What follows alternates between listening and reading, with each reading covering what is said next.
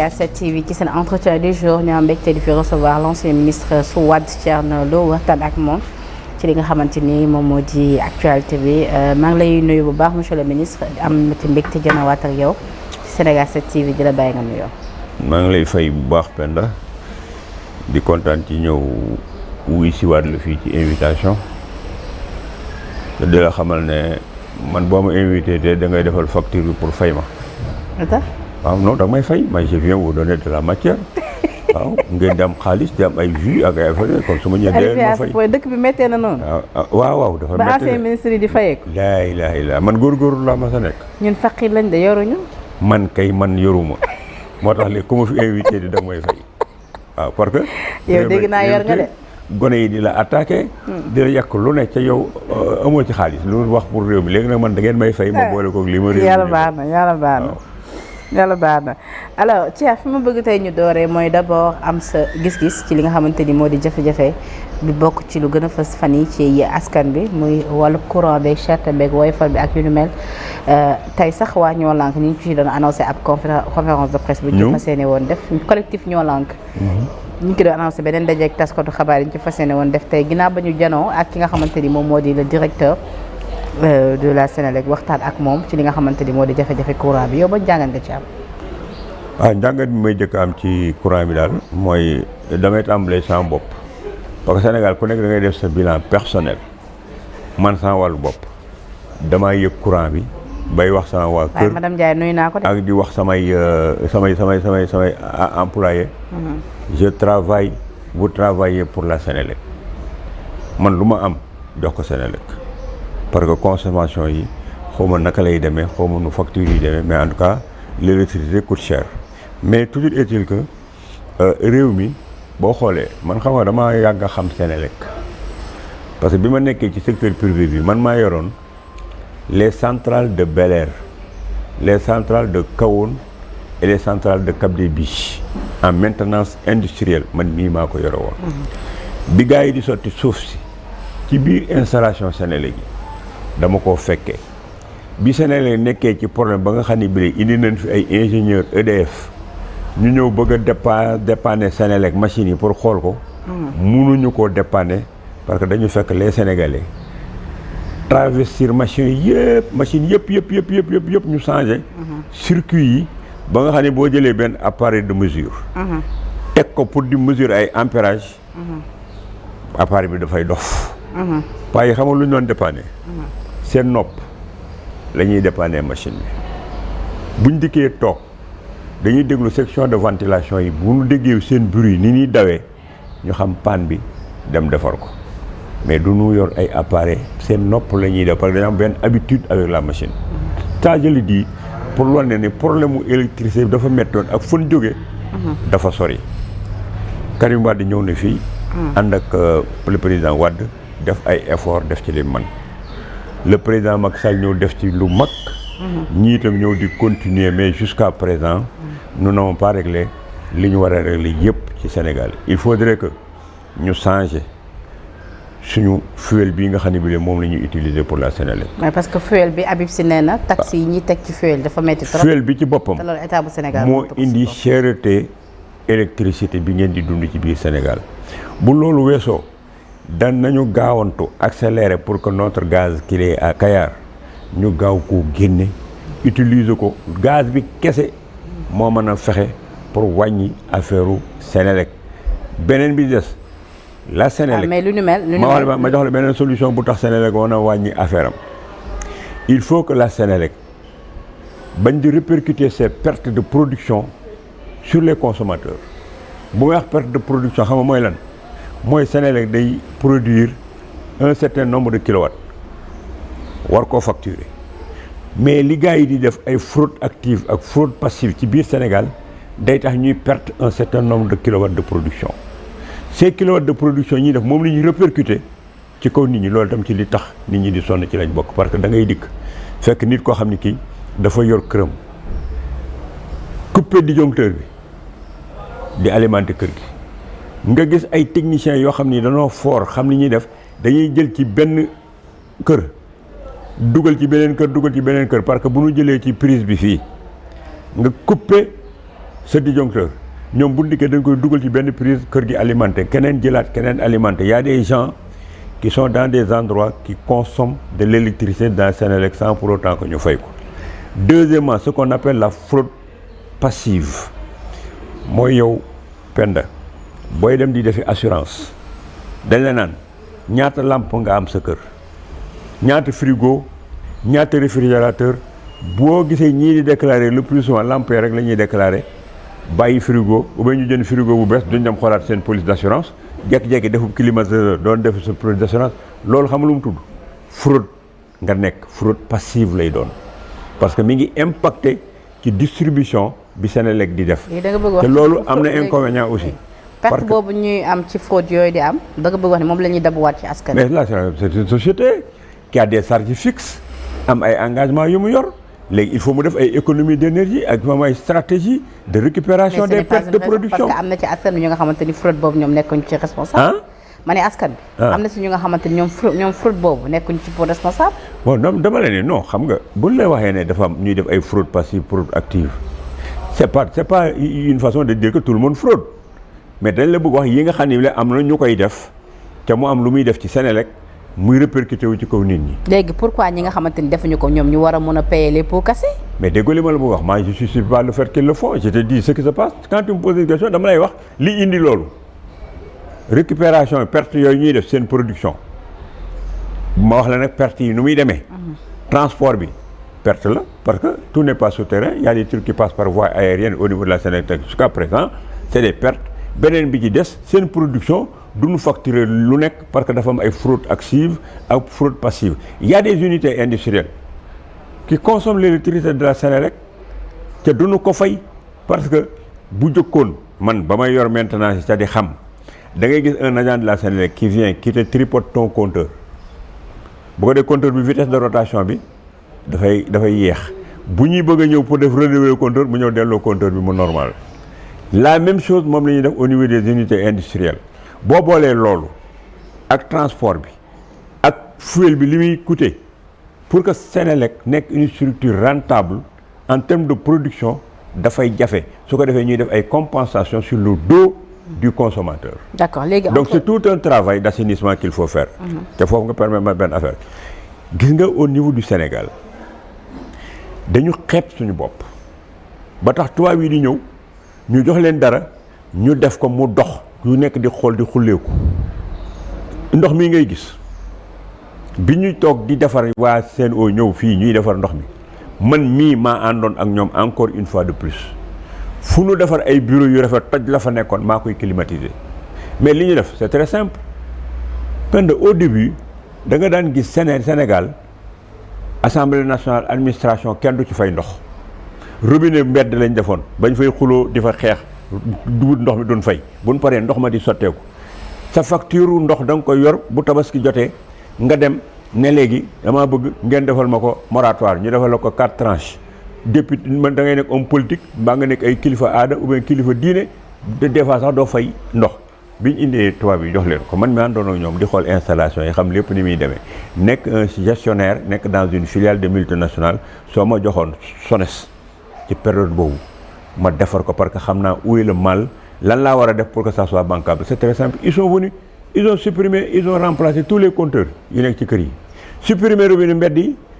muy sëriñ ak ku mun di doon président de la république gouvernement képp koo xam ne ki fayoo ñu coupé la ndox mi. yow su waat bi ngeen déglu ma rek bi ngeen nekk ministre du tourisme daawoon nga fay ndox. daawoon na. daawoon nga fay ndox. daawoon na. fay ndox. mais yow man xoolal man d'abord bi may nekk ci Wade avant may nekk ci moom man secteur privé laa nekkoon.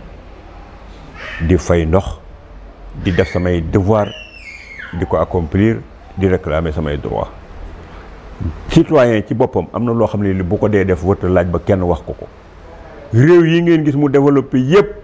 dafa am discipline am citoyenneté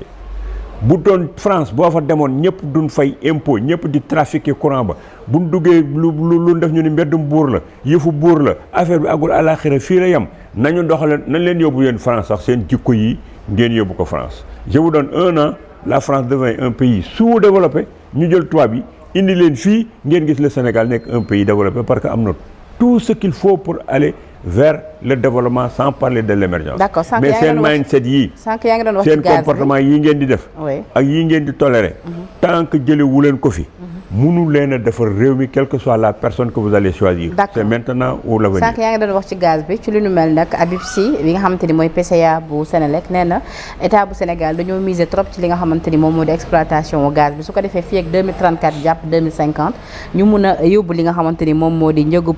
courant bi jëlee ko ci 80 francs CFA yóbbu ko ci 60 francs CFA mais lu nu mel dina balaa ñu ci yegg il faut que centrale yu mel ni comme bu Bel Air ñu mun leen ñu mun a jëfandikoo bu baax a baax li nga xamante ni moom moo di gaz bi ak subvention ciblée yi nga xamante ni tamit war nañ ko teg ci approvisionnement wu gaz naturel bi liquéfié lu nu mel la wax mais laataan ci yegg jamono gi ñu toll nii tembe nu ñu mën a def. gis nga man je me demande comment est-ce que un PCA de la Sénélec puisse aborder la question de façon parcellaire quoi en fin de compte xam nga Sénélec muy léegi bu ñu téyee gaz bi dañu war a utiliser yeneen facteur de production d'énergie gis nga l'énergie thermique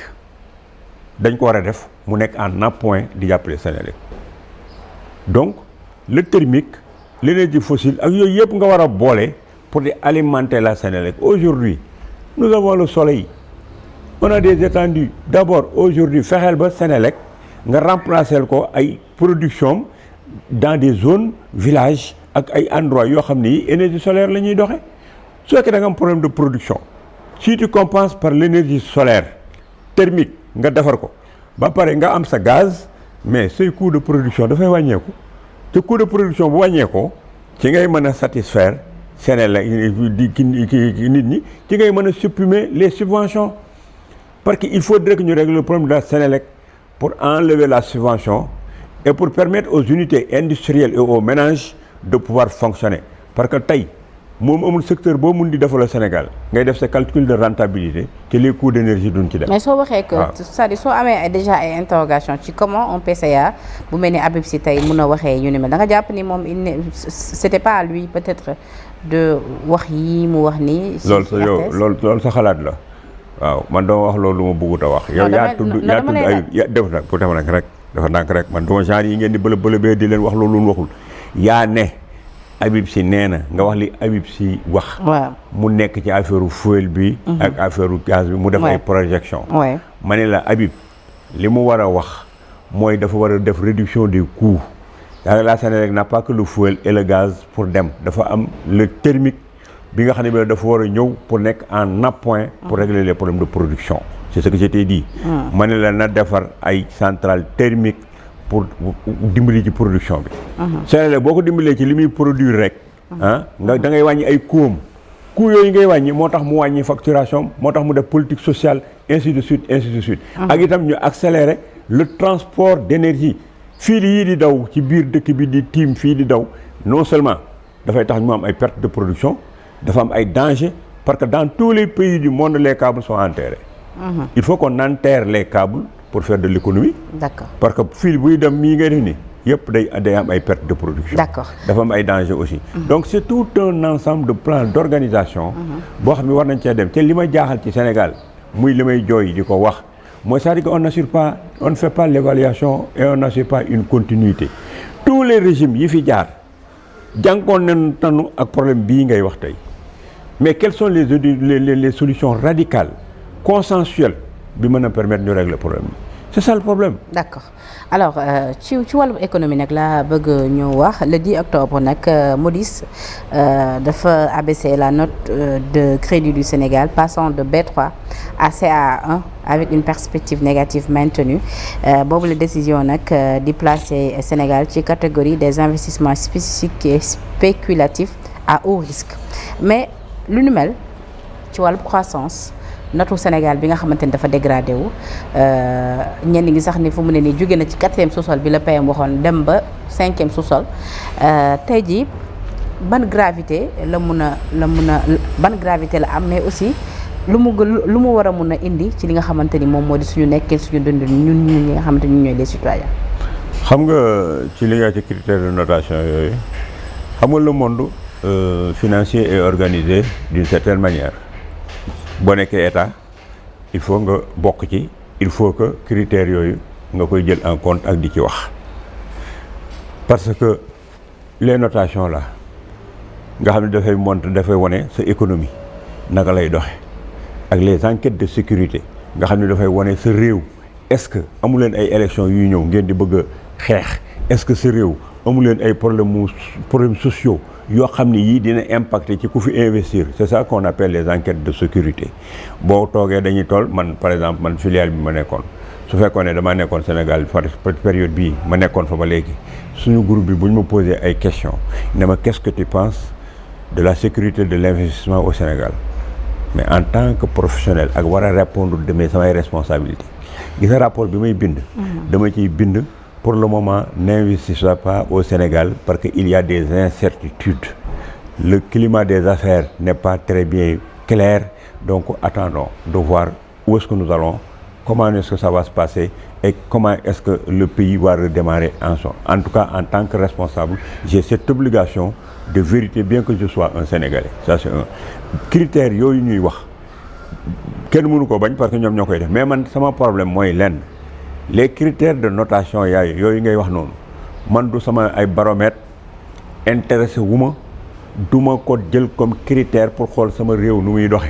parce que le régime du président Macky Sall bi ngeen wàcc combien de fois ngeen gis ko mu am ay critères ay critères yu baax ah mais est-ce que ba même am critères yooyu tax na yow sa condition sociale changé est-ce que tax na sama courrier bii nga xam ne bi la dafay defar dal di ko mu nekk prix de revient 250 ñu bàyyi benn chinois ñëw di jaay ay dàll à 150 jël ko def ko marchand ambulant. kon lan moo war a nekk dëgg-dëgg. dama la wax ne def ko marchand ambulant est-ce que changé woon na loolu est-ce que defaroon na la industrialisation est-ce que réglé woon le problème de l'agriculture est-ce que réglé woon le problème des abris provisoires te pourtant yaa ngi doon am de bonne notation bi gën a wóor mooy bii changé nekkinu askan wi mooy bii joxe de la ressource et du bien-être mooy bii développer ce secteur privé di dox sa agriculture di dox nga def ay industrialisation investir sur des secteurs productifs bu ko defee ñu xam ni nit ku nekk bu defee bilan gis ca boppam loolu mooy la meilleure des notations mais nañ la noté à machin tak ba pare waa ji toog fii léegi amul emploi bu bëggee faju du faju mais ce critère de notation là lan la jariñ ci moom ni il faut qu'on essaie d'avancer d'arrêter de recopier les mêmes choses, de dire les mêmes choses, de polémiquer sur les mêmes choses. Regarde-moi aujourd'hui le Sénégal, au moment où nous avons des populations qui pataugent dans les inondations. Nous avons des jeunes qui vivent dans le désespoir et qui vont bientôt perdre leurs rêves. Nous avons affaire récolte. Nous avons pour transformer nos produits. Au lieu qu'on discute de ces thèmes-là, gars yi ngi nekk fii di tergiverser di planter seen plume di verser beaucoup d'encre di wax waaw wàññi nañ sa notation def nañ lii kii toog di ko tontu di publier waaw non c'est pas vrai kii génn ni mais bu notation Moody's bi nekkul sa baromètre yow en tant qu'ancien ministre lan moo war a nekk dëgg-dëgg baromètre. xanaa yow doo dégloo. maa ngi lay déglu mais sama baromètre nee naa yow c'est ton vécu yow sama baromètre mooy artisan bi ma la wax léegi sama baromètre mooy ma wax la ni agriculture bi di fonctionner. Parce que si l'économie marche nga def des investissements utiles jël li nga xam ne bi endettement la ñu def nga def un endettement utile ça veut dire que boo ko jotee endettement da nga koy fay kon boo ko dee fay dee ko def dans des secteurs productifs yoo xam ne day indi loo xam ne da nga koy fayee loolu soo ko defoon man dama koy sentir man sans wàllu bopp ñeneen ñi sentir ko kon je n'ai pas besoin de ces trucs là pour me dire comment est-ce que marche l'économie du Sénégal parce que maa ngi koy dund loolu laa la tontu nañ bàyyi critères yi ci jëf bu ñu jëfee changé nekkenu askan wi loolu mooy li gën a wér parce que askan wi ngay gis nii ñoom ñoo lay falaat de ñoo lay folli de ce ne sont pas les critères de notation là les Sénégalais yaa noo xam ne fi nii yow li nga ma posé comme question am naa sama mbokk yoo xam ne fi nii xamuñu loolu ña nga nekk Darou Moussi ñi nekk Cinkoli ñi nekk Mbadiane ñi nekk Touba Mérina ñi nekk Sam Yabal danoo xam lii ngay wax ñoom ñi nga xam ne est-ce que am naa ndox est-ce que sama gerte gi ma bay ñu ngi koy jënd comme il le faut est-ce que ouverture des classes bii ngay gis nii gars yi fi ne nii xamul ndax yow duñ déglu sax critère de notation yi ña ngay xalaat fi ne nii sama doom ji nu ma koy inscrire naka laa koy jëndalee fourniture pour que mu dem jàngi ñun ñi nga xam ni ay œuvre sociale ambulante lanu ñun tal nañ leneen du nekk di wax ay critères de notation suñu problème mooy naka la ñuy dimbalee gor ñii nga xam ne bile daaw ñu tàllal seen loxo ca di ko tàllal ndax réew mu metti bëgg a yóbbu sa doom mu jàngi bëgg a faj sa kër ña am dépense sa biir kër bëgg koo am nga di ñu woon naan ñu maa ngi hôpital dama am ordonnance ak dañ ma fee téye dugg ni fi génn fi ñun yooyu la ñuy xool yooyu la ñuy yëg yëguñu seen critères yi ngeen di waxtaane dee leen waxtaane li am njariñu réew mi waaw pour dimbali autorités yi fi nekk ñu xam lan moo tax ñu fal leen ak ban mission lañ leen jox te bañ di polémiquer sur des détails gis nga wax du mën jëf. yow bi ngay nekk ministre Dier est-ce que notes yi daawoon nga ci bàyyi xel. yow déggoo li ma la bëgg man ba ma nekkee ministre. oui yow mii dee leen waxal nit xam nga nag man léegi sax damaa commencé li tax ma bind benn livre xam ngeen mooy lan. pour man damay toog. kañ nga bind livre. mi ngi bëgg a génn ci fan yi yow yaa ngi ci biir livre bi. xam nga bu fekkee ne da ngaa nekk ci réew. nu ma ci nekkee. déglu ma rek li ma lay wax nii c'est essentiel xool damaa posé benn question bu nekkee ci réew ñuy séddale suuf nga ni du ma jël te mën a am nga nekk ci réew sàccoo nga nekk ci réew bu lu yóbbee ci benn ministère nga ña nga fa fekk nga fay bàyyi. doo indi say copains di ko fa def di joxe ay éléments de pédagogie d'action nit ñi duñu ko wax duñ la ci gërëm dañ lay boole ak samba boy ya moo tax may def ne man gars yi xoola bu nu waxul li may def léegi nag maa ko nar a waxal sama bopp moo tax ma def ko ci livre moo tax ma di ko wax man ba ma nekkee ci biir Abdoulaye Wade ànd ak Macky Sall man kenn seefu ma man ñi ma àndal ñëpp ñoom ma masa woo ne ma kaay jàpp ma bàyyi sama secteur privé ñëw jàppale leen mon premier contrat dama koy waxaat gars yi seen xol yi di dagg n'a jamais été signé sur la base d'un décret présidentiel sama premier emploi ma liggéey ci réew mi def fi li ma fi war a def léegi man kon du ma bu ma masaane def émission yéen ñëpp bu ma defee émission dañ naan kii de buy dem Abdoulaye Wade di ko dàq bu ma defee émission ñu ni kii de buy dem Macky Sall day tàqali ko ak moom parce que c'est le Sénégal mooy sama parti li koy defar laay wax je ne parle pas pour plaire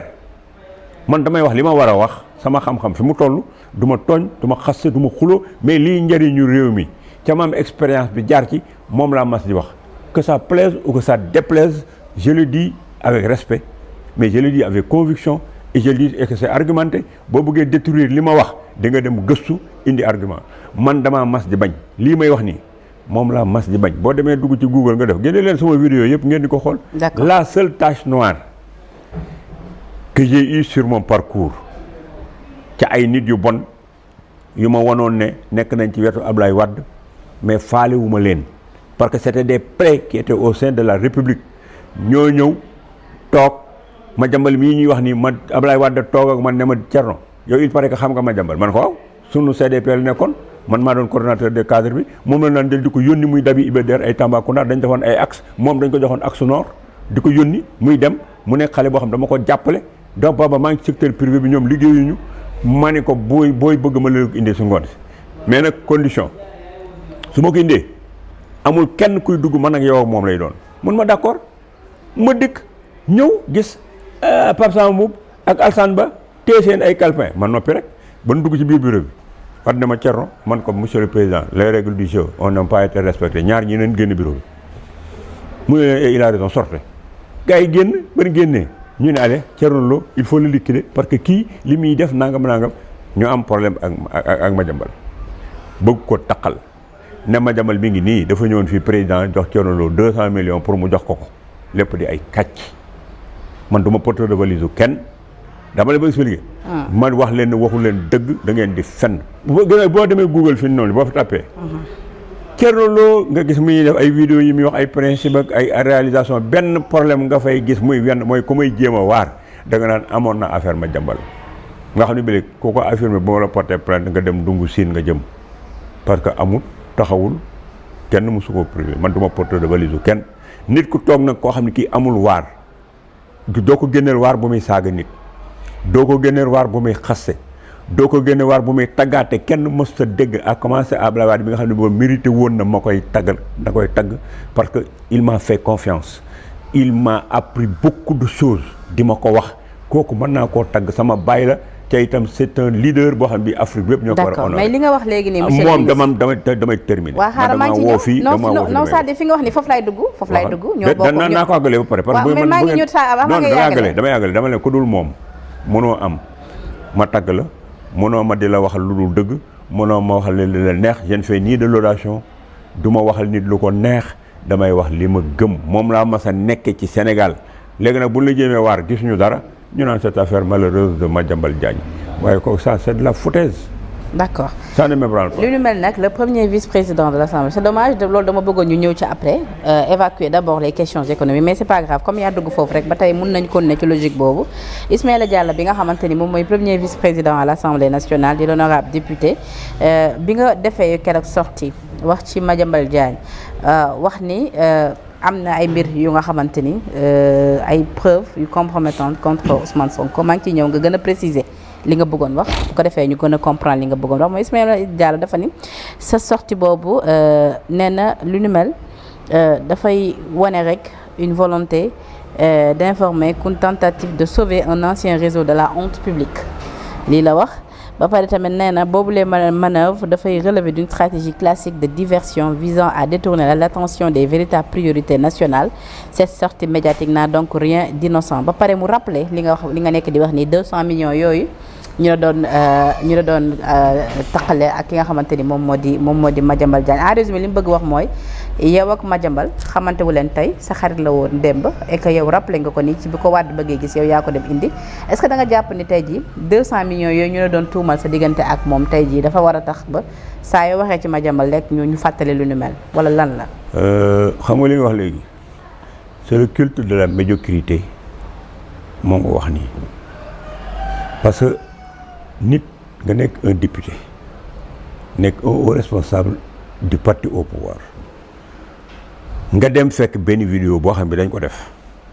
boo xam ne dañ fa wax sur le binôme Diomaye Sonko wax fa sur les inondations wax fa sur la justice wax fa sur l'économie la dette et les notes yi ngay wax nii ñu déterminer ko une seule question qu'on a posée à quelqu'un mu ne journaliste bi ne ko yow Madiambal dafa daw mu ne ko Madiambal je pense que dawul dafa dem pour defi défense am comme ni mu ko waxe leneen li ci war a dollee ko mooy Madiambal dafa toog sur tous les plateaux di accuser di wax naan je détiens tel woo leen ma porter leen ma plainte ñëpp def mutisme total kon ma ni kon kooku loolu mu yoroon day dem pour denc ko pour ñëw pour bu ëllëgee mu mën koo génne parce que suñu la téye aéroport yóbbu la sa kër d'abord da ngay ànd ak nit ñi ñu dem sa kër def perquisition jëlandoo lépp yóbbu ko waaye soxna si waaw loolu wax ko mooy da ngaa dugg ca fond dossier est-ce que yow da ngaa xam man damaa xam aujourd'hui Madiambal luñ ko jiiñ mais pourquoi ils veulent museler les gens pour que duñu wax duñu analyser nga bàyyi fa loolu yépp ñàkk fayda dem di téye ci lu ndaw ca demoo wax ca la cëroon loo wax pourtant wax naa ci biroom Diomaye Sonko wax seen ñoom seen gouvernance niñ téye réew mi loolu moo ëppoon solo je ne fais pas de conférence de presse ou bien d'attaque de personne mais dama leen bëgg am na ci benn waayu Pastef boo xam bi tey jii moo ma tax a teel a yeewu ci maa ngi doon ñëw ci yow damaa toog ba yàgg sama téléphone def benn notification mu bind ma ne ma monsieur le ministre j'ai beaucoup de respect pour yow dama lay lire di kontaan di wax ne ñoom Sonko dañ la waroon di déglu sax pour dem mais tey jii décevoir nga ma parce que lii nga wax ça ne vous grandit pas xam nga man su ma neexoon dama koy supprimer am na ñu dem sama page Facebook ba ma neexoon dama leen di filtrer bloquer leen dindi leen mais dama koo téye ne ko benn je vais te répondre à cause de li nga wax ne man bu respecté nga ma bëgg nga ma moo tax ma di la wax mais lii nga wax nii c'est de l'insolence manifeste et caractérisée je veux débattre sans me battre mais tu es incorrect benn te militant yu mel ni yéen ñii lu Sonko dégg ci àddina yéen a tax mu dégg ko parce que du ngeen def ay débat d'idées ni ay débat xel débat xol ngeen di def parce que ñi nga ma attaqué nii sama doom mënoon naa génn saaga la sama doom mënoon naa génn attaqué Sonko parce que Sonko moo tax ngay wax kon gars yi bu ngeen leen attaqué yéen a tax gars yi di attaqué Sonko parce que yéen ay attaqué nit ñi pour vous faire mal ñu attaqué Sonko da ngeen di bàyyi seen baay seen yaay seen i jabar seen i doom seen kër ngeen ñëw di provoquer ay nit ñooñu di répondre di dem ci Sonko ca Sonko yëgul Sonko taasul yow mii ma ne ko yow Sonko xamula sax yow boo demee ma ne ko man mii ngay waxanteel damay bind ay contribution di ko jox Sonko di ko gis te tontu na ma xamoo ko man mii di waxante man samay rakk ñi ngi nekk États-Unis nekk Pastef di cotiser yow cotiser woo 1 franc man ko man ngi may waxanteel une de mes épouses est Pastef sama frère di Pastef sëñ Abdou Mbacké mii ngeen di gis sama mbokk la parce que rakku yaay papaam. mais 200 millions mu déglu ma rek rakku papaam mooy sama. soxna kii da nga may déglu ne me casse pas les pieds. ces histoires là xoola moi je suis plus propre que ce peuple là parce que je suis la seule personne capable de dire aw ma xaalis aw ma suuf qui peut le dire ci ñoom nañ ko wax. musuma am xaalis musuma am suuf je ne suis le porteur de valise de personne. Au début de l'émission et je voudrais que nga jël li may wax nga ci bañ a dellu soit parce que du ma ci appesanté j'étais expliqué li da ngaa commencé rek ma expliqué l'histoire de Madiambal wax la ñoom Assane Ba wax la ñoom Pape Samba Mboup wax la fa histoire bi jógee dans mon livre qui va sortir Madiambal Diagne il a fait un témoignage pour raconter ce qui s'était passé pour dire que c'est un grand homme celui-là il n'a jamais eu de problème d'argent avec le quotidien ni avec moi-même la mu séq nag ak ñoom Assane Ba ak kii ba tax ñoom ñu koy taxal loolu ça c'est leur affaire est-ce que xam nga kañ laa gis Madiambal depuis cette histoire là defe naa ay 2005 nga xam ne depuis 2005 maa ngi Madiambal gisante wuñu seerante wuñu loxo heure bu Madiambal waxee man ci WhatsApp la toog dóor benn problématique ma jox ko sa sama xalaat depuis 2005 laa lay wax. nga xam nga ce qu'on ne comprend pas. déglu ma bul tëbal yi may wax te mu essentiel non je t'interromps. mais monsieur le ministre dama ne bul ma fonto man doo ma indi fii di ma poser ay questions di jéem a dugg ci sama probité nit ñi di toog di ñu seetaan te doo ma bàyyi ma expliquer man duma genre yooyu ngeen di dërëjee fii tafe leen benn affaire nii ba pare ba sa question da ngay xaar ba mu àgg nga relance. allez-y. waaw dama la ne je te réponds et te dis depuis 2005 maa ngi Madiambal Diagne tooguñu joxuma lox et puis ma dolli ci benn affaire pour noppal leen est-ce que xam ngeen bu ma neexoon man et puis bu Madiambal ñëwee fii Madiambal sama booy la woon di sama nekk CDP garab gi ñu ko yónni ma di ko jàppale boobu nekkagul Walfadjri nekkagul feneen bu ma neexee bu dikkee te ma gis ne kii dafa nekk ci yoon dama koy défendre bu ma neexee benn. Deuxièmement y a des gens qui disent oui pour quelle raison ngay def li ngay def nii da ngay défendre Madiambal parce que da nga koo bëgg a teg ci man leen yéen. Ousmane Sonko du fii la taxaw ne man damay seeti les gars de Pastef en prison parce que samay militants lañu sama diggante ak samay militants kenn du ma ci wax la may def dama koy dox léegi nag ils ont le culot de me dire un garçon que j'ai couvé encadré ko même s'il est fautif su ma neexee jàppale ko man kenn du ma dicter sama conduite ci biir réew mi ma ne leen ba may liggéey fii di def les plus grosses installations du Sénégal dama ko wax ma ne ko yow 1975 bi may liggéey di fanaan ci biti di def les installations yi ngeen di bénéficier bu ngeen duggee dans les banques dans les hôtels au Méridien président à la présidence de la République et partout 1975 yow foo nekkoon. d'accord léegi ak ñi ngay jàppale fu ñu nekkoon naan 1975. mais monsieur le ministre c'est-à-dire ce qu'on comprend. nous on va pas construire ce pays ngeen ñëw di ñu teree wax di ñu jéem a museler man kenn mënu maa teree wax. d'accord léegi te li may wax dama ko teg ci yoon du ma ñàkk teggin kenn. mais kenn du ma yeb. mais ce que li ma bëggoon nga expliquer ma monsieur le ministre. du ma fi nekk na def émission bi sur cette histoire là waaw je te dis expliquer naa la. soit on passe aux questions intéressantes. mais dafa am lu leeragul sama bopp amul loolu sa affaire la. parce que je t'ai expliqué. waaw d'accord non dama lay wax de man dama continuer ci affaire boobu de. mais monsieur le ministre il faut reconnaître que gis nga man tu poses des questions. waaw maa ngi ñëw droit de te dire li ma lay tontu li ma dul tontu. du ma passer une émission sur l'histoire de Madiambal. je suis d'accord Madiambal xawma lu mu def. waaw protéger wu ma ko. dikk gul bu dikkee ba ma xam lañ koy wax. danaa am sama position basta. d'accord je suis d'accord mais ce que je ne comprends pas mooy pourquoi à l'époque ñoom Pape Samba Mboup yi nga xam yow nee nga daje bi c'était uniquement entre vous Madiambal et le président Wade ñoom nu ñu def ba génn ba wax ni yow da ngeen partager 200 millions man c'est ce que je ne comprends pas. mais déggoo lu ma la expliqué xam nga yow da nga bëgg a appesantir benn affaire man j'ai pas la gêne de parler de parce que je suis un homme clean ku wax ci ma fait rire et damay gis ne nigoo nga. xamoo dara Thierno Lo ngi def loola naqadi nga bëgg ko salteel te kenn mënu maa salteel gis nga on allait vers les élections gis nga période boobu ci la Madiambal bëggoon ubbi benn rajo ba jëloon Mame Less Camara ndem si yàlla na ko yàlla yërëm ca yeexee ñu ñoom ñu am problème ak Madiambal bi ma président ne man nga indi Madiambal ma indi ko ñoom seen problème ak Madiambal di xeex ak moom dem di ko di ma ca boole ñu daal ne bon comme ñëwoon na fii seet si président bi nañ ko collé ne ko dañ ko jox 200 millions gis nga gars yi bi ñu waxee affaire boobu tu sais tu connais Biaye xam nga Biaye c'était le directeur de publication je crois en ce moment du quotidien ñoom Biaye xam nga lu ñu def dañoo dem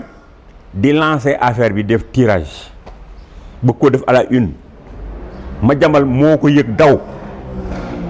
bloqué tirage ba ne leen bu ngeen koy génne lii du dëgg ca dana leen porter plainte vous allez me créer des problèmes gars yi jël affaire ba Omar kii bii nekk Sen TV Omar booy chroniqueur bi Omar kii waay waaye sam sew ni ca nekk ci chroniqueur bi di Sen TV Omar Talla du Omar Talla beneen booy kii leen cam dëkk Rufisque kii Omar Faye xoola booba ñoo ngi nekk suñ combat politique yi de ñu jël papier bi nga xam ne bi jëlee nañu ko ca imprimeur ba ca génnewuñ ko dem jox ko Omar Faye ne ko Omar Faye attaqué ñu grand bi Omar Faye ne leen non seulement barke Rasulullah duma ko attaqué mais këram laa jëm mu ñëw ne ma monsieur le ministre xool liñ ma jox conférence de presse lañ ma doon def loo parce que ñii dañ la bëgg a descendre waar wi la nekkoon booba bu jëm mooy Diagne Fada mu démissionné waar wi lank ñoo jox ma affaire bi ne ma vous êtes un homme propre intègre ñi ànd ak Ablaye nañ copie ci yow xam nga loolu ku mu doyut Mame Less ndem si yàlla Mame Less Camara déglu ma da nga laaj tey nga déglu parce que bàyyil bu ñu leen joxul ay kii ngeen di daw ndem si yàlla Mame Less Camara xam nga ni vous avez beaucoup de respect pour lui sama kër la ñëw tàppee sama bunt mu mën ko lees parce que sama xarit la woon mu dugg na ma yow dangaa dugg diggante boo wartoonu dugg diggante Ablaye Wade ak Madiambal Diagne waroo fi woonu dugg mais dama laa xamaat la mu dem Synpics est-ce que yow bi mu amee gis ngeen Synpics def benn communiqué sur cette affaire parce que c'est Mame Less qui a éclairé muy benn le Synpics c'est abstenu. Deuxième chose xam nga defoon nañ ci benn truc sur la concussion ñu jël dossier bi yóbbu ko jox ko pour la concussion ñu xool ba xam est-ce que am na corruption ou am na ay affaire concussion moi j'étais à Paris ma yeewu le matin gis ay coup de fil sama téléphone kutu ma leen lii lan la ñun ma yow kii xama lan tribunal concussion moo joxe verdict nee na da nga seet man leen mais man dama toppatoo loolu parce que quand je suis nickel tranquille avec mon juge de minuit defuma dara je m'en fous des interprétations des autres ma conscience me suffit te ku wax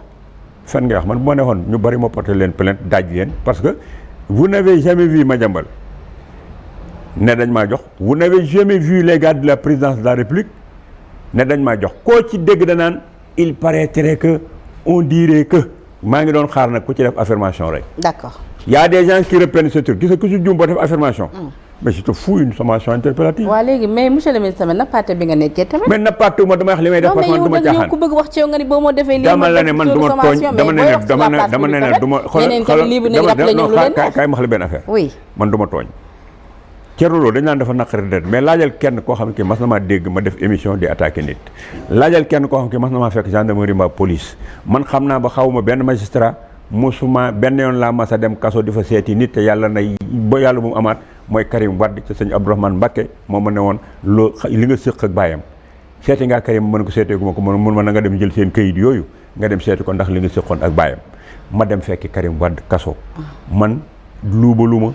défendre ma kuy luubal te itam du ma saaga du ma xuloo képp ku ma joteel yaa ma fekk ca samay yëf nga ñëw wax ca parce que du ma dem fenn yow ma ngeen gis Macky Sall def inauguration ba ngeen gis ma dem ci inauguration yi déedéet man du ma dem ci manifestation d'accord concernant sama bureau sama kër samay doom samay jabar kenn xamu leen d'accord parce que duñu dugg sama ministère bokkuñu sama politique bokkuñu sama leneen waaye nit ko tranquille jàpp njàmbaram noonu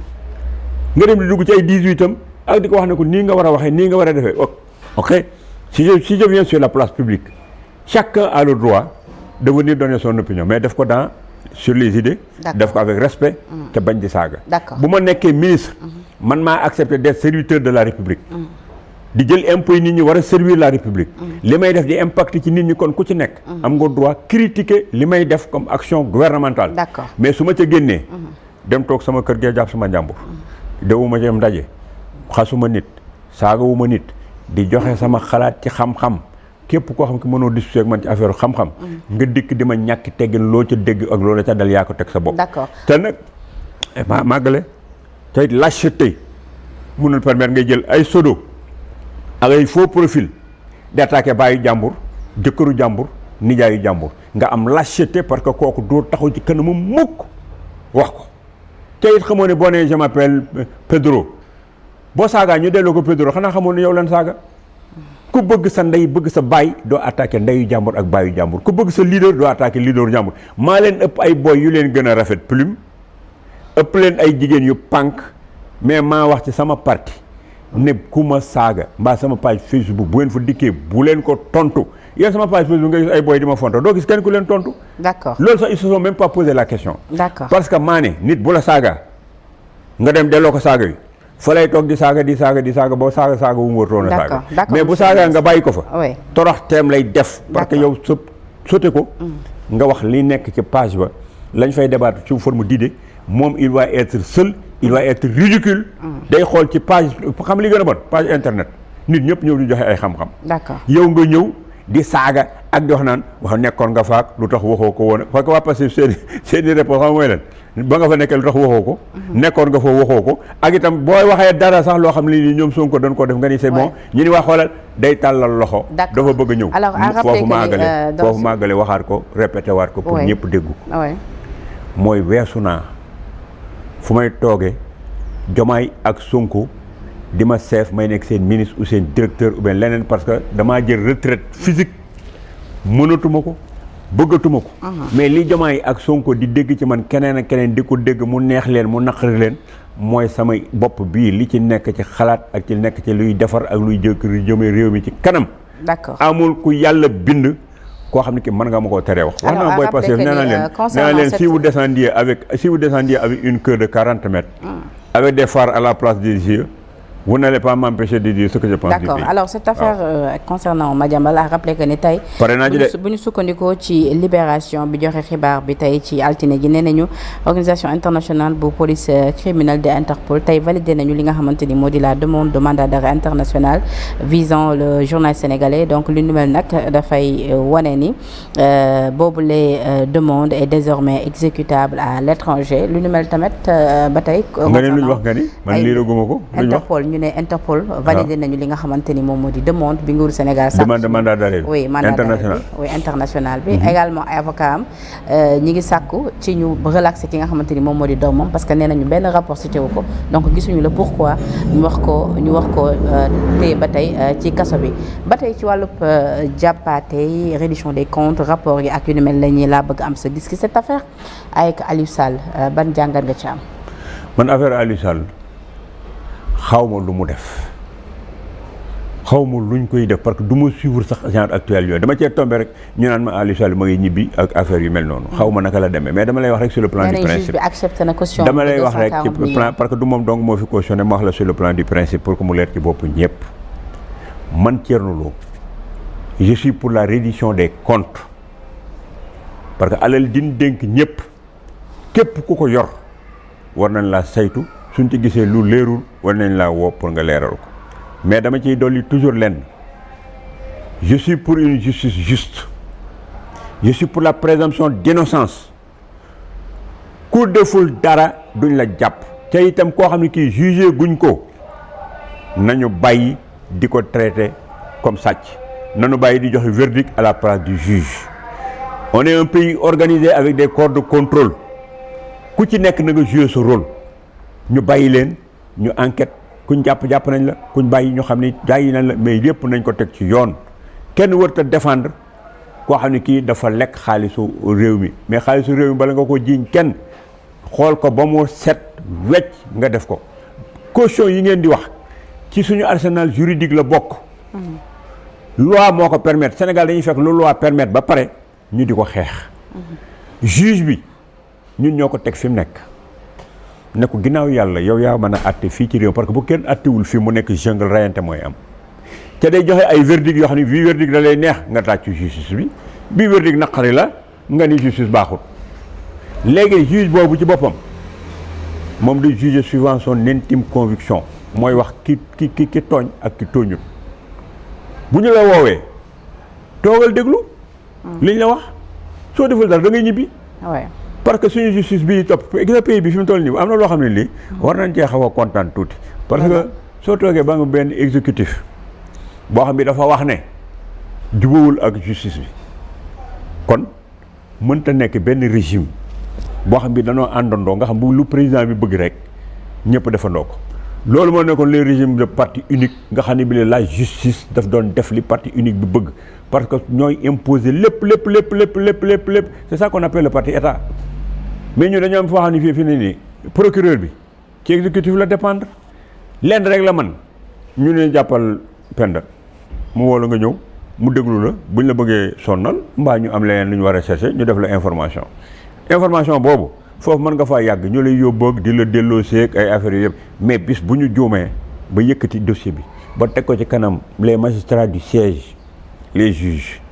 xam nga juge man waxoon nañ ma ko sama benn xarit moo ma ko wax foofu la nekk ne ma gis nga yi ngeen di def seen combat politique yi ngeen di def bu ngeen demee def ko ba mu neex leen ngeen jël dossier bi ñëw tegal ñu ko suñ taabal yi su ngeen ñëwee ñun dañuy xool dossier bi lu ci nekk lan la ca droit bi wax ñu juger suivant suñu intime conviction buñ paree nag joxe verdict bi kii di jooy kii di fecc mais ñun faale wuñu seen jooy ak seen fecc yi li ñu faale mooy suñu conscience ak bu guddee la ñuy wax suñu borom ëllëg mooy ñu xool le droit on le dit et le Sénégal foofu la toll képp koo xam ne kii defoo fi dara booy dem ci magistrat yi ñu di la bàyyi il faut arrêter ce cirque là d'accord waaw d'accord alors kon dans l'ensemble daal jàpp nga ni amul daray politique c'est une reddition des comptes man non du ma ne amul daray politique de parce que pouvoir soo ko yoree am ñu lay sonnal boo leen mënee sànq da nga leen di sànq opposition boo ci nekkee nit ki di la sonnal di la jàpp di la tëj pour certains c'est légitime bu ñu yéegee ñu jëm a fayeeku liste la ñuy def képp ku leen doon attaqué ak képp ku leen doon jugé dañuy seet pexe bu ñuy mën a def pour rendre l'ascenseur c'est ça que j'appelle la justice revancharde et dama ko mas si xeex depuis la crise avec Karim Wade un pays ne doit pas fonctionner sur une justice revancharde yow boo nekkee opposition ñu gis ne dañ laa brimer dañ laa toroxal dañ laa sonnal ba yàlla suñ borom mi atte ne waaw léegi nag bi nga dajee lii lépp jox naa la réew mi loolu mooy première satisfaction la nga war a def mooy lii doon am fexeel ba justice bi dox ba ñi ci doon torturer ay nit te xale yi xàmmee leen ñu xam ne ñii doon torturer ñu teg leen ci yoon képp koo xam ne defoon nga loo xam ne lii gis nañ ne lii baaxul ci réew mi wërta nekk dañ laa war a teg ci yoon mais loolu pour mu mën a nekk nanu dindi la loi d'amnistie su ko defee nga bàyyi justice bi dox pour que li xewoon lan la defoon ci opposition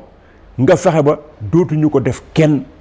mais Sénégal da ngay nekk ci opposition ñu lay def dara nga di ko kaas di ko jooy di ci rayante ba sacrifier ay nit ay boy joxe seen bakkan pour combattre l'injustice yow nga yéeg ci pouvoir bi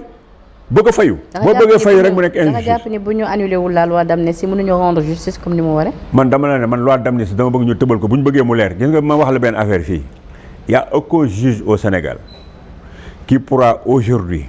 régler le problème de ce qui s'est passé le 21 février et le 21 2021 ak 2022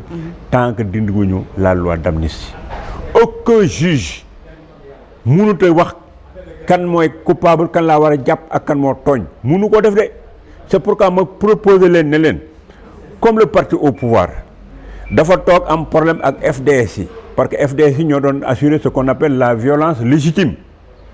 moom juge yu doon joxe ay verdict ñoom ñu waxal seen bopp par le canal de Amadou Ba que ni am na ay juges yoo xam ni Macky Sall moo leen toogoon jox leen xaalis pour que ñuy liquider Ousmane Sonko ñooñu am na ñu ci jël affecté leen fële Fongolimbi Tambacounda génn leen dëkk bi parce que ñooñu dañ leen considéré que ci ñi nga xam ne bi la ay juge yi nga xam Macky Sall doon jox xaalis ci lañ bokkoon léegi ba nga xam ne bi la am na ay suspicion avec les FDS am kii ak justice bi comme loolu am na ma ni nañ leen def benn commission nationale boo xam ne bii toutes les forces concernées ay organismes droits de l'homme société civile presse, autorités religieuses, notables religieuses, coutumières, le parti Pastef, APR, opposition, ñëpp ñu toog saytu li xewoon de 2021 ba 2024 ñu xool ñan ñoo ci nekk lu ci waay def bu ko dee commission boobu la muy jël moom la ñu jël yóbbu ko jox ko justice bi mu jugé bu boobaa doo taqal magistrat doo faxal FDS parce que FDS li ñu def dañ ko saytu toutes les caméras qui sont dans la ville muy ay caméras privées muy ay caméras yi nga xam ne gouvernement moo ko defoon. ñu seet vidéo yi fi nekkoon gis nga les forces de défense et de sécurité là nit ñi dañuy font rek am na yu bari yu fi xew yoo xam ni fi ne nii ñu ngi ak solution yi gars yi ñoo ko dul génne parce que gis nga suñu FDS yi ak suñu service de renseignement yi mais ils sont très outillés et très forts gis nga ñi yoroon mais mënoo nekk ci benn réew ministre de l'intérieur ñëw toog def benn projection ñu wane ay nit yu yor ay fetal nii di tirer wane ay L200 ñuy daw di dem force de défense et de sécurité nekk ay nit nekkoon seen wet ba pare ngeen di ma bëgg a gëmloo que ne FDS yi xamuñu ñan ñoo nekkoon seen wet ba bi ñu defee seen i enquête ak ni ñu foore mun waxuñu ne kii diw la loolu moo gën a tuuti ci li suñu force de défense ak service de renseignement di gérer Sénégal. D'accord. dañoo yabaate. duñu génne li war a nekk ba pare nekk fi di tergiverser gis nga am ñoo xam ni muy pouvoir di opposition am na ñu ci bari ñi ngi wax mais bëgguñu mbir mi leer bëgguñu ñu situer responsabilité yi parce que buñ ko defee dina metti trop te man damaa bëgg ñu def ko protéger wu ma kenn moi je veux que je l'ai écrit dans mon livre je veux que cette histoire bi xew 2021 2022 bu mu amati Sénégal je veux que les tortures ñu seet ñi ko def ñu tëj leen je veux que aujourd'hui paquetage yi ñuy wax mu nekk ci biir prison ca Diomaye dem fa gis ko nekk le président de la République du Sénégal vivre ko gis paquetage tey jii son premier chantier laa la wax bi nga xam ne moom waroon def c'est de régler le problème des prisons parce que loolu ñuy def di entasser nit ñi c'est de la torture Diomaye fi ni nii xoolal Diomaye dama lay jox Diomaye ak Sonko est-ce que xanaa xamoo ne fi ni nii ñoom ñu ngi torturer parce que ñoo yor autorité réew mi suñu toogee di permettre ñuy def paquetage ay nit ci biir prison bi une condition inhumaine dégradante qui humilie l'humain. ñoo koy torturer tey la ngay toog di fen di saw déglu ma baax li ma wax c'est fondamental mënoo toog jël gor mu toog du nelaw di def paquetage di taxaw bu guddi la prison n'est pas faite pour ça. Je suis d'accord mais situation. donc nag déglu ma quand la prison n'est pas faite pour ça soo dikkee nekk président de la République nga dem ba teg sa bët waroo toog ba def 2 ans. te réglé woo problème boobu te réglé ko dafa yomb y a des structures de sécurité qui sont ici telles que ay pour pas faire de la publicité Sagam par exemple c'est la société la plus outillée en termes de sécurité nit ñi fi nii ñoom lañ jox seen i kër di dem ba ko fongale bi mën nañoo jël ay immeuble defal ndànk dama lay wax waaye xoolal vraiment à ton niveau tu dois pas tomber sur le slogan de ces petits peuples là qui disent nekkoon nga fay nekkoon ba ma fi nekkoon j'étais le président de la République du Sénégal. Non. Je l'ai toujours dénoncé et je l'ai écrit avant que je vienne te voir dimbali leen nit ñi ngeen di dem ci réflexion te bàyyi yaa fi nekkoon mais ñoom Sonko yii nekk buñ tax yaa fi nekkoon ñoom ba Macky Sall nekkee président de la République du Sénégal Sonko fu mu nekkoon du ci système bi la nekkoon moom Diomaye ils étaient dans le système est-ce que da nga leen di porter comme responsable de tout ce que Macky Sall faisait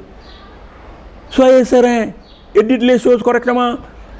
Un pays a un président de la République. Les gens ne sont pas avec Macky Sall, ils ne sont pas avec les personnes, ils sont avec la fonction.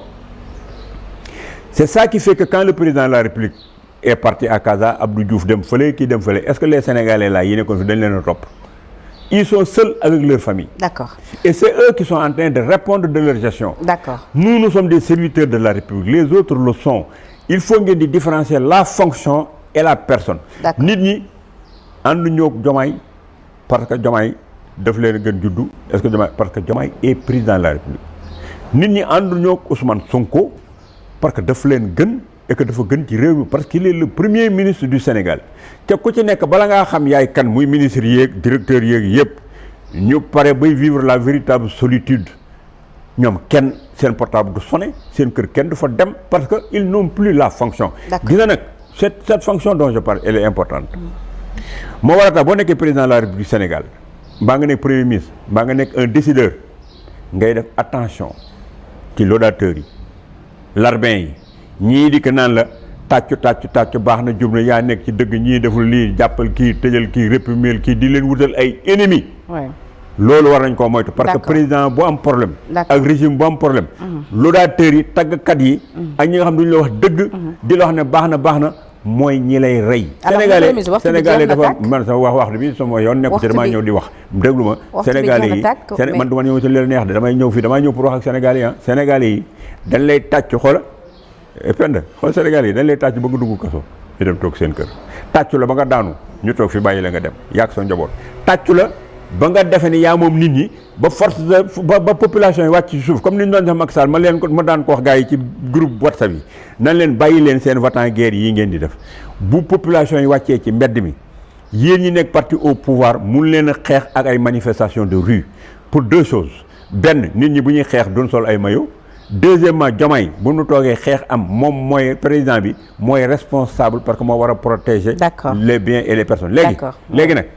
li ngeen di def nii bu gars yi wàccee ci mbedd mi yéen du ngeen wàcc xam fu ngeen toog seen kër di xool seen télévision ak seen smartphone di wax comme ni Habib Sy doon wax gars yi wàcce neen gars yi ngi yëngal bu ko defee président bi mook jabaram ak ay doomam ak force de défense et de sécurité ñoom doom no soit les populations arrivent à le déloger génn ko ci palais bi ou bien militaires yi jël pouvoir bi mais gars yi seen kër la ñuy toog di xool seen téléphone kon nag loolu ku nekk war nga koo xam di xam ne serviteur de la république nga kenn waru laa defloo ay wutal ay noon ñi lay wutal ay noon bëgguñu réew mi seen bopp kese lañ bëgg ku ko dégg nag xool ko dina la sauver le président Diomaye ak moom ak Ousmane Sonko même suñ doon am 2 mandats 2029 2034 danañ génn fii palais léegi nag dañ Diomaye dafa war a xool bi muy gungee le président Macky Sall le président Macky Sall di dox ci tapis ba génn nekk ci buntu palais bi tourné jàkkaarloo ak moom nekk un simple citoyen sans fanfare sans garde-corps yëkkati loxo bi di ko tàggu image boobu moo war a gravé ci mémoire am moo xam ne serviteur de la république bis dana ñëw boo xam ne dañ ko gunge mu jaar ci tapis yow su Wade nekkoon nga fi ministre donc dossier la peut-être bu nga xamante ne maîtriser ngeen ko parce que seen nguur la woon le dossier Mittal bi nga xamante ni tey à travers ki nga xamante ni moo di que ñu dénk caisse de dépôt et consignation di Fadilou Keita nee na ci lañ nar ci la ñuy jaar pour traduire Macky Sall pour haute trahison lu nu mel c'est faisable ou pas bu fekkee ne gis nañ fa mu def fa lu tax ñu mën koo jàpp ki ngay jàpp kay mooy nga gis dara ci moom man mii di waxante yow man nekkoon naa dans le gouvernement d'Abdoulaye Wade di dégg ñuy wax ay Mittal mais man lu ma la wax ci dossier Mittal wax naa la lu dul dëgg xawma ko mosuma fekk fu ñu koy exposé di ma jox ay éléments ma koy lire di ma wax dara man na du ma dul nit koo xam ne kii damay dégg bruit rek ñuy wax ni ma topp ca di mbébatu comme un répondeur automatique xaw ma dara ci dossier Mittal li ma xam daal mooy Macky Sall nekk na fi ba jóge fi c'était le premier responsable de ce qui se passe dans ce pays-là su fekkee ne ñoom am nañ ay dossiers yu nekk ci moom yoo xam mën nañ koo wane ne haute trahison la danañ ko teg ci yoon mais man maa mën a wax nag sama conception pour dire que fii amul benn président Sénégal bu fi nekk boo xam ne mën nga koo jàpp fi ne nii di ko dugal ci kaso bi parce que pour nga déterminer luy haute trahison ak jëf ya ak na mu ko defee pour man sama point de vue man yombul d'accord waaw leneen loo ci wax nag ci leneen man xaw ma ci vous êtes aussi un patron de presse tey ñoo gisee ma ni vous êtes aussi patron de presse maa ngi dégg ñu ne amoon na ndaje bu amoon ci diggante ñi nga xamante ni moo di yenn ci patron de presse yi ak ñi nga xamante ni ñoom ñoo di ñi ngànk wàllu communication ngir xool naka lañ koy jubbante wala bokk lan lañ ci war a mën a def ngir gën ko war a mën a ñoŋal yow dañ ci am gis-gis bu particulier sama point de vue mooy pour ce qui est de la presse war nañu am ay consensus parce que presse kenn waru ko étouffer presse dafa am ay mission de service public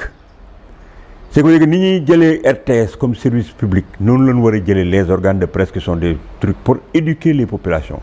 montrer les réalisations du pouvoir donner la parole aux acteurs ñuy ñëw di les catégories socio-professionnelles ñëw di wax politique yi ñuy def lan la leen jariñ ak lan la impacté nit ñi def ay réflexions yoo xam ne mën na yóbbu réew mi ci kanam loolu dañ leen ci waroon sax di leen ci jox sax xaalis pour que ñuy montrer li état bi di def ak di def éducation citoyenne di leen jàppale donc complicité le pouvoir war a mën a am avec la presse de son pays mais waruñoo toog di am seen presse partisane bien vrai que presse partisane terewuñ ko parce que boo fi toogee fii xam na période boo xam ne dañ doon xool kii yi di dem à l'Élysée là bi ñuy dem da ngay gis chaque industriel dafa am benn groupe de presse bu nekkoon ci kaw boppam boo demee en France toutes les télévisions yi nekk foofu yëpp c'est des hommes qui sont dans le privé ñoom ñoo ko moom soo demee aux États-Unis il y a des chaînes qui sont des chaînes partisanes mais du tere journalistes yi nekk ci biir groupe yooyu dañuy dem ak professionnalisme parce que ñoom pour jàppale benn pouvoir doo leen dégg ñu saaga doo leen dégg ñu xasse ay politique économique la ñuy def boo yoree groupe de presse day fexe ba yow li ngay liggéey di Bolloré di Bouygues di keneen di Lagardère et tant d'autres dañuy faire seen secteur d'activité la ñuy wone ak seen influence yu ñu mën a def pour fructifier seen ay business. Mais c'est pas ci ay saaga ak ay xaste muy beneen bis dolleeku il est intolérable que nga toog sa kër yow ndékki sol sa costume baa nga sol sa robe comme yow bàyyi fa sa jëkkër bàyyi sa jabar bàyyi say doom di ko toog ci plateau nit ñi jàkkaarloo ak nit ñi di saaga di xaste di traité nit ñi sàcc di joxe verdict sans que juge bi wax xam nga loolu soo respecté sa jabar respecté sa yaay respecté sa bopp doo toog ci plateau di xas gor di saaga di wax lu la neex di nekk juge di joxe ay verdict di condamné nit te juge bi waxagu ko loolu lañ war a déplorer. Chroniqueur dafa am parce que un chroniqueur c'est quelqu'un qui a quelque chose dans la tête qui est spécialisé ci benn matière ñu woo ko mu war a ñëw pour def éclairage quand on parle de par exemple de Gaza yow xam nga affaire Palestine xam nga affaire ñu woo la ci biir émission bi nga leeral xam nga géopolitique mondiale xam nga économie ñu woo la nga ñëw leeral gis nga loolu mooy chronique mais doo dikk rek yor saw làmmiñ wu neex am sa fit di def ay vues parce que vues yu bari tojaangee moo koy joxe. D'accord bu ma neexoon fi ne nii émission bi su may génn nga am 150 kilos parce que damay fa benn tojaange bu mag gaa yëpp daw wéy ca loolu li mu wax daal di partager mu jaar ci TikTok yi coow Sénégal 7 am ay vues. D'accord loolu du yoon léegi nag li may proposer mooy lenn. oui am na ñoo xam ni def nañ métier et puis chroniqueur bu ñu généraliser parce que man du ma généraliser mukk parce que bëgguma ko wax politicien di généraliser di ma ca boole am na gars yi def chronique yoo xam ne c'est des journalistes qui sont bien formés di def chronique ku mel ni ñoom ay Amadou Diouf ak ay Bachir Fofana ñoom ak ay ñoom Abdoulaye Mbow ak ay kili googu mais ñoom c'est des journalistes qui sont bien formés mais doo leen dégg ñuy saaga nit ak di xas ay nit ay politique la ñuy wax di wax ñoom ay projection di expliquer nit ñi di leen xam dama la bëgg si déglu ma ñooñu ay chroniqueurs seen chronique yi ñuy def c'est des chroniques de professionnels. ñan ñoo dul chroniqueur am na ñeneen ñoo xam ne nag xamaloon am te ñooñu il faut que ñu préserver leen parce que chronique yi ça crée des emplois am ñoo xam loolu yor seen làmmiñ wu neex ak seen xel mu gudd làmmiñ wu neex yooyu mu am nag ak xel mu gudd wi nañ fexe bañ koy utiliser ci plateau de télévision yi sans pour autant di dugg ci vie privée ak di saaga ay nit. D'accord mais man ko am xel boo ko amee war nañ laa mën a déglu un jeune comme Abdou Nguer xel mi mu yore xelam moomu muy def ci xale boo xam ne da nga ne tailleur la mais boo ko dégloo da nga xam ne kii am na intelligence am na cohérence nañ ko jéem a encadrer ko que bu dikkatee xel mi mu utiliser ko de façon utile et de prêter le flanc ku mel ni Badara Gadiaga Abdou Nguer xel mi mu yor analyse yi muy yor mais moo man ñu yor ay diplôme kooku mën nañ koo encadrer mu dem donc il faudrait que benn ñu fexe ba patron de presse yi man patron de presse laa demee dama ko nangu ma tàmbalee ci man képp koo xam ne kii yaa ngi toog di def sa groupe de presse nga jël ko teg fa nit muy saaga gis nga kooku bu ñu ko defee kii pénal nañ la ca boole. D'accord alors monsieur jàpp la mbaa ngay fay redevance financière. ci boo fautee ba pare nañu def ay prix xam nga am nañ gis nga état boo toog ba nga am ay jeunes ak ay nit yu def yenn comportement yi. li nga bëgg wax yow xam nga tey bu ñu defoon benn prime pour le meilleur chroniqueur def critères yi. est-ce que xam nga ni chroniqueurs yi dootul leen dégg ñuy saaga dañuy compétir pour gagner million ba mbaa 2 millions ba nekk fële. D'accord mais monsieur le ministre il faut faire de l'incitation positive. reproché moo di da ngay toog ci ay plateau di déplorer jàpp ñenn ñi mais doo sonn mu sa daal dem seeti ji leen soutien boobu moo ñu ne amuloo ko. du ma dem doo dem c'est-à-dire sa yenn nawle yi nekk ci kaso bi doo leen dem seeti Farba Ngom seetee goo ko Badara Gadiaga seeti woo ko Abdou Nguer seeti woo ko te yaa ngi ni toog fi di leen lim. xam nga dox man. kenn laa fi doon bëgg a seeti te damaa wax sax ci réseaux sociaux yi wax ne ce garçon sa place n'est pas la prison parce qu'il est structuré il est doué li muy wax xam-xam la parce que je le connais c'est Bachir Fofana te avant ñu koy jàpp ba mu njëkkee prononcé ci affaire assemblée bi parce que man dafa am fii ay chroniqueur ak ay gars yu bari ak ay boy yu nekk Pastef yoo xam ne dama leen di woo téléphone ne leen bàyyi leen lii def leen lii man xoolal damay former ay nit Bachir dama ko woo ba ma ko waxee ne ko Bachir attention de lii nga wax fii xaw nga mën a dafa reconnaître ne ma effectivement c'est une glissade xam ne ma la bëgg a expliquer Ngoné Saliou bii ngay gis nii bi mu saagaan day Moustapha Diakhaté parce que dama ko xam sans limite mais dama ko woo mu wuyu ma ne ko Ngoné lii nga def nii di taxaw di saaga Moustapha Diakhaté en direct waru la tu fais de bonnes vidéos tu couvres bien les activités politiques d'Ousmane Sonko yamal foofu parce que li nga war a def tu donnes des réponses en montrant ce que Sonko fait de positif ngay def de bonnes images nekk sur le terrain bi ngeen di ñëw Darou Moussi ci élection man fii laa toog seetaan leen ci oto bi ngeen jaar ci yoonu Cilmaxaaw wi yéen ñëpp seen kanam yi ngeen di nuroog ay boy mu xonk cuy ndax poussière ba fa nekkoon ngeen di wax fii leen jaar yoon yi war nañ koo defar nangam ak nangam mais man loolu dama cee kontaan mais nga taxaw di saaga man ko foo nekk mun ma maa ngi nii sax tonton di wàcc Chine maa ak Ousmane Sonko ñoo ànd xaw moo ni sax mu ngi foofu dama ko doon jox ndigal la ma ko doon wax mi ngi nii moo ko dal ci fan yii Bachir ba ma ko waxee kii mu glissé parce que Bachir loolu dafa ko woon pour kii parce que du Bachir. man seeti bi laa lay wax de monsieur le dégg nga donc ma ni la man damay digal xale yi dama leen di yee mais man maa amul habitude xawma procureur yi benn xaritu procureur laa am man masumaa def intervention police masumaa def intervention tribunal man boo ma woowee ne ma passeport man la du ma ci dugg.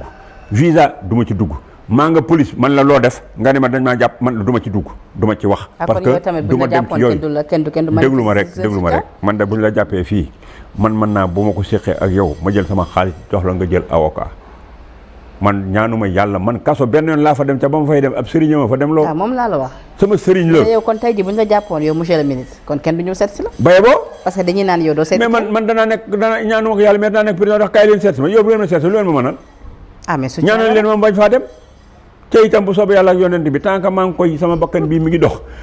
du ngeen ma seet si parce que du ma wax lu ma warut a wax du ma duglu sama yoon nekkul te du ma sàcc alal ji nit ñi def du ma ko def man gor laa je suis très bien éduqué éducation bi ñu ma jox sama papa da doon wax naan du ma jur doom buy tàllal loxo sama papa xam lu mu daan wax